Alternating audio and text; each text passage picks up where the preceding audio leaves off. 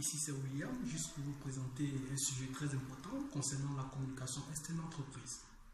Nous allons évoquer la question de la communication avec les partenaires extérieurs, sachant que l'activité d'une entreprise repose sur des échanges permanents avec des multiples partenaires, bien sûr. Les performances de l'entreprise dépendent en partie de la qualité de ces échanges.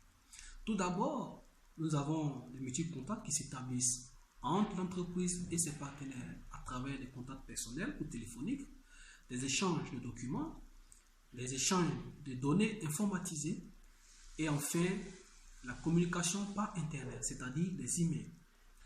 La qualité de ces échanges repose bien évidemment sur trois essentiels critères, à savoir la fiabilité, la rapidité et la permanence. En ce qui concerne la fiabilité, il s'agit de la sécurité avec laquelle s'effectuent les communications. Elle porte sur l'information elle-même, claire, précise, complète et vraie, et sur le canal de transmission. La rapidité, elle, il s'agit de la vitesse de transmission de l'information, bien sûr, d'un partenaire vers l'autre. Et enfin, la permanence, il s'agit de la continuité de ces relations entre partenaires. Elle se traduit par la possibilité de joindre l'entreprise, passer d'une commande, laisser un message et l'absence d'un concurrent, d'un correspondant.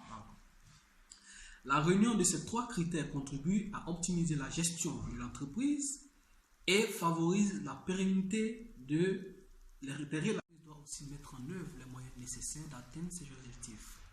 Mais comment le faire? C'est très simple. Il faut qu'elle fasse des formations et informations du personnel, ce qui développe la compétence et permet rapidement et précisément de répondre bien sûr aux demandes émanant du partenaire de l'entreprise. Sur le plan technique, l'entreprise doit disposer bien sûr d'un enregistreur répondeur, d'un numéro vert, la mise en place d'un serveur Minitel, d'une messagerie électronique qui assure la continuité des relations entre l'entreprise et ses partenaires. Elle doit aussi disposer d'un téléx et d'une télécopie qui permettent la transmission des écrits à tout moment et en quelques secondes. Et le dernier point, nous avons l'échange des données informatisées qui permet l'échange de documents commerciaux en toute sécurité, rapidement et de façon permanente. Parlons un peu de l'image de marque de l'entreprise. Alors, qu'est-ce que c'est? Nous allons commencer par définir l'image de marque de l'entreprise. L'image de marque de l'entreprise est une représentation collective qu'a le public d'une firme ou d'une marque commerciale. Elle donne à l'entreprise une identité forte et précise qui la distingue de ses concurrents et contribue à sa pérennité. L'image sert à véhiculer les valeurs de l'entreprise. Elle doit bien évidemment correspondre bien sûr aux attentes du public visé et aux capacités réelles de l'entreprise. Elle doit donc s'appuyer aussi sur une connaissance approfondie de l'histoire de l'entreprise, de ses forces, de ses faiblesses et son environnement. Le développement de l'entreprise, de l'image de l'entreprise, repose sur sa diffusion auprès du public. Pour cela, l'entreprise dispose de différents moyens qui ont pour but de favoriser la connaissance de la marque, sa mémorisation et enfin sa valorisation. À travers quoi se fait cela? Nous avons le logo, qui est la signature visuelle de l'entreprise.